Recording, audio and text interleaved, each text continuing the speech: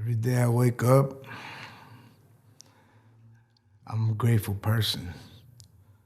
I'm a grateful man. It took a while for me to get to that place. We all have our own routine when we wake up. One of them has become to remind myself of who I am, how grateful I am, how blessed I am. It was a journey, though, to get there.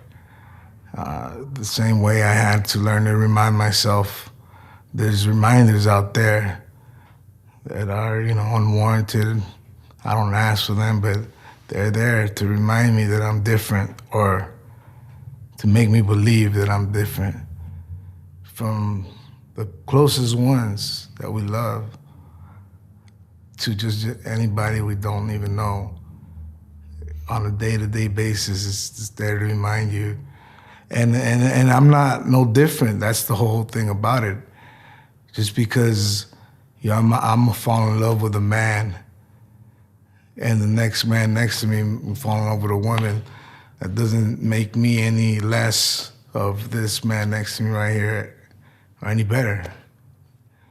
It's not a sexual preference, because I'm not preferring who I want to be with or whatnot. And, it could, like I said, from the smallest things, being called a homosexual.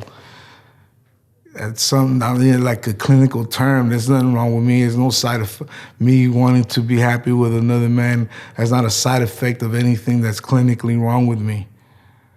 From when I was young, as a teenager, I knew that it was something that people perceived as being different from my, from my parents to, trying to tell them, trying to open up to them, and I wasn't brave enough to just come out direct. I threw hypotheticals here and there, and the answers that I got that made me run away.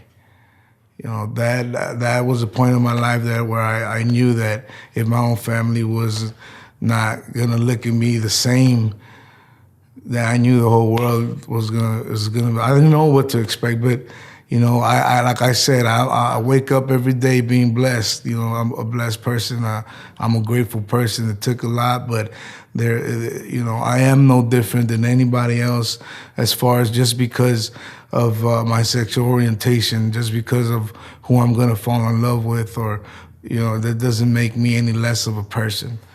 It's the microaggressions that we get on a day-to-day basis. It comes from it could be the smallest things and from the person that we love, that we hold dear. But it's those things that they don't know that really affect somebody, and it could drive them to the point of even being suicidal. There's a statistic that I heard that every 13 minutes someone, kills himself, and 4 out of 5 of those people, they're gay. I mean, that just goes to show like what kind of things that, and a lot of them aren't straight out. They're those little things that build up on a day to day. My name is Daniel Salvador. I empathize with a gay man, and our blood bleeds red.